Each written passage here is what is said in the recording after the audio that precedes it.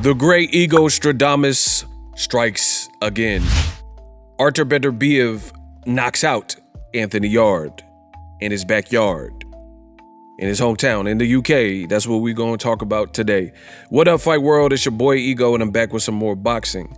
I just watched Beterbiev versus Yarde. Let me start by saying this. It was a great fight. I really enjoyed it. Fun fight, good competitive, spirited action. Shout out to the main event. Now, I didn't watch the undercard.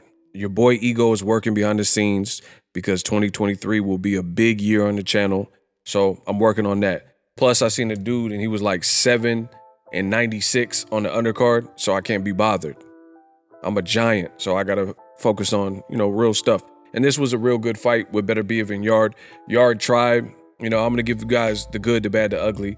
The good is, even though Yarde got knocked out, I still think he showed a lot of heart, a lot of tenacity, a lot of resolve, a lot of balls, a lot of guts, even in defeat. So people shouldn't just be quick to write him off. The bad, I want to say the bad is for all the haters of the channel, because the great ego Stradamus strikes again. I made a video. If you guys follow me on Twitter, @Boxingego, I talked about this fight and I predicted Beterbiev by late stoppage. And surprise, surprise, that is exactly what we got.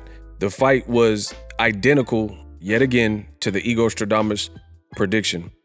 In the 8th round of a firefight, Yarde gets stopped. And the thing that makes my predictions so hot and so great is the fact that anybody can predict a fight when it's two people. It's basically 50-50, on paper. But I give you guys the breakdowns, and everything I said in my video pretty much transpired here. Yarde is muscle bound, to the point where when he first came out, when I first started hearing about him, I thought he was a cruiserweight. No cap. No kizzy. I thought he was a cruiserweight. And then I later found out he was at light heavyweight. I'm like, dang, because he looked big, pause. So in boxing, this is not a Creed movie. So you see in the movies like Jonathan Majors and Michael B. Jordan, they bulk up for their roles in Creed, but that's not really the prototypical boxing physique. Like even Mike Tyson. Mike Tyson was big and he had muscles, but he was like still kind of a more rounded, boxy shape. Like he didn't look like Arnold Schwarzenegger, where he's like completely vascular and, things like that. So some guys have it, some guys don't, but all in all, that's just not typically the boxing, because muscles take and require blood flow and oxygen, yada, yada, yada. So that was one of the main things and concerns. I've seen Yarde, and his gas tank in the second half didn't look so great. Like you look at the Kovalev fight, he got knocked out by a jab. And that's the other thing that should scare you if you were picking Yarde to win, is Kovalev knocked him out with a jab. And this was Kovalev after Ward had already beaten him and stopped him in the second fight after Alida Alvarez. So I'm not gonna say Kovalev was entirely washed, but that was like right there on the borderline of Kovalev not being the same fighter, and then Canelo in the next fight knocked him out. You know what I'm saying? So he was kind of on the downtrend of his career in general. So Yarde got knocked out, his stamina failed him, and that's kind of what I seen here. Yarde, I also think he's young and impressionable, so I think he has a lot of like the Floyd Mayweathers and stuff that he looks up to in terms of fighters. So he's like emulating and mimicking his style, and certain things are cool, but they're not practical. You can't, unless you're really like, Floyd is an anomaly. James Toney is an anomaly.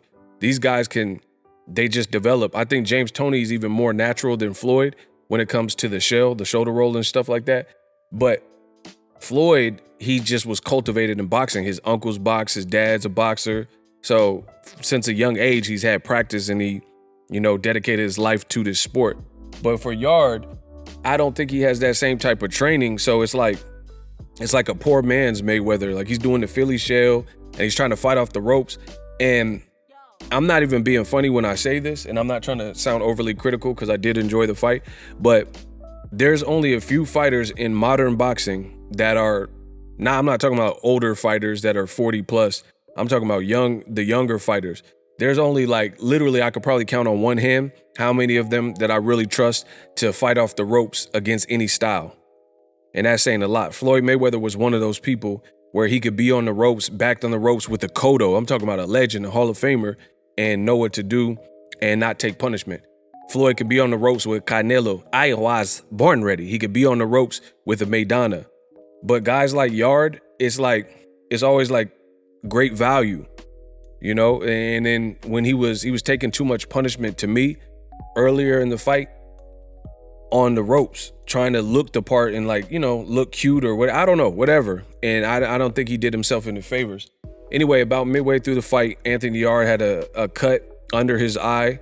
And then I think it was the very next round, Anthony Yarde cut Beterbiev over his eye. So, you know, it was a good fight. Some people would probably venture off and say Anthony Yarde did better than they expected. For me, what I seen was exactly what I expected.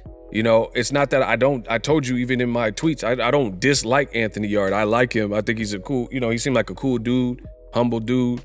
I know he had a passing. I think his father or something passed during the pandemic and stuff like that. So he's a guy you want to root for. But for me, I can't do that in terms of when I'm giving fight predictions. I got to tell you who I honestly think will win. This is my job. This is what I do. And, you know, I was right with this one. Beterbiev, you know, my thing is this.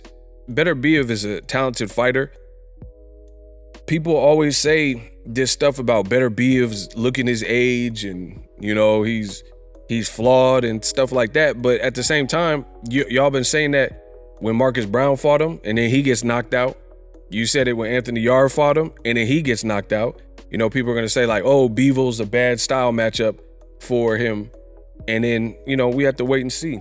But people have been saying, oh, Joe Smith Jr. got cracks. He got a chance to beat him. And then he get knocked out in 2 rounds. So it's like people keep complaining and saying that Beterbiev is so flawed or he's there to be hit. And listen, okay, then go beat him. Nobody's beating him. He got a 100% knockout ratio. 100% knockout ratio. Speaking of the knockout, let's talk about that. So the knockout, you know, I give you guys the good, the bad, the ugly. I'm not going to badmouth the fighters because they fought their asses off. But I will say this, for the bad and the ugly, I'm blaming the UK ref.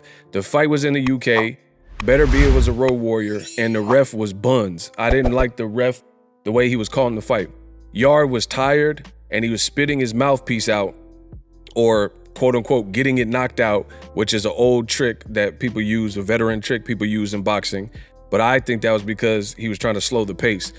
That, I mean, if someone's doing that a lot, you got to take a point. The ref only warned him.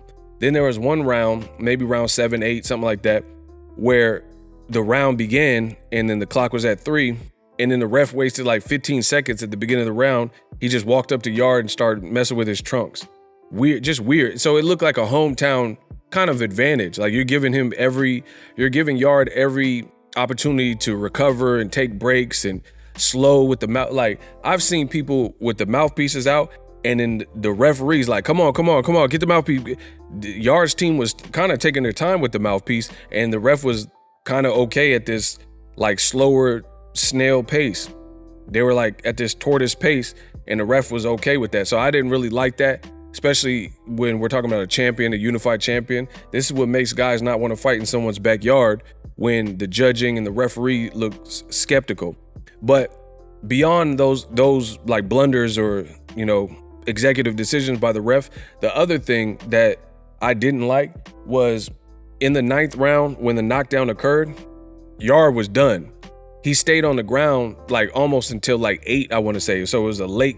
Then he stood up. His legs didn't look good. And he wasn't even really listening to the referee's instructions. He almost like turned his back or looked at the corner or something like that. These are telltale signs that the fighter has had enough. And he had blood trickling, I think, down his face. He just looked out of it. He looked completely exasperated. He looks out of energy. He was clearly hurt. Legs look bad. Not hesitant. Not really listening. The guy's like, come here, come forward. And then Yarde was just not really responding to it. And then the ref was like, okay, go ahead and fight. And it's like, I don't want to see no fighter, like this is a guy with a 100% knockout ratio who just put him down bad and he's totally not responding in the right way. and then the referee's like sending him out to a death sentence. And then Beterbiev kind of got back on him, and then Tunde, Yarde's trainer, was like, no, because obviously he's seen enough, and then he stepped on the apron, and basically the fight was over. Congratulations to ARTUR Beterbiev. Very fun fight. Yarde, I mean, it's going to be hard for him because he lost. He has 3 losses now. Lyndon, Arthur, Kovalev, 2 Russians. Yarde lost to Kovalev, and then now he lost to Beterbiev. And they're hard losses because 2 of the 3 you got knocked out brutally, you know? But, you know, people should, I wish boxing wasn't like that, where people put up those type of performances and people aren't so quick to dismiss them. But in terms of major fights and stuff like that, the ESPN commentators themselves were saying that it's going to be, he needs to win this fight. He needs to win the fight. And he didn't win it. So congrats to Beterbiev. Congrats to Yarde for a hell of a fight and putting it up. But as far as like world level and trying to become a legit champion, that's going to be hard for Yarde. And I mean, really at this point, after a grueling fight and then that particular outcome, he needs to rest and take some time off. But brilliant fight. I enjoyed it. Bring on Beterbiev, Bevo. That's like really the only thing that anybody needs to see at the 175-pound divisions. Listen, I'm the best in the world. I'm the best that's ever lived in this boxing game. So if you like this video and you want more of my thoughts in the world of boxing and combat sports, subscribe. Great fight, and I'm out. Introducing Super Thanks. Right here on the official Boxingego YouTube. Super Thanks allows you, the viewers, to show a little bit of extra gratitude, which enables me as a full-time content creator to push out the content you need in the world of boxing. Underneath all the videos, you will see a heart with the $sign in it. You can enter any amount that you find suitable as a super thanks. A brand new interactive and colorful way to get your comments highlighted and noticed by not only myself, but other people on the YouTube platform. Super thanks, a unique and cool way to show and applaud us full-time content creators. Hopefully you guys enjoy the content. Super thanks. The future is now. The Hibernation 5s by Kenichi Bear. Hybrid gaming and lifestyle headphones. Out of the box, you can connect to any console or PC. Bluetooth ready with a low latency USB adapter, color RGB, and extreme bass mode. The Hibernation 5s adjust to you. Whether you need a gaming, travel, gym, or lifestyle headphones, the Hibernations got you covered. The new Hibernation 5s, link in the description.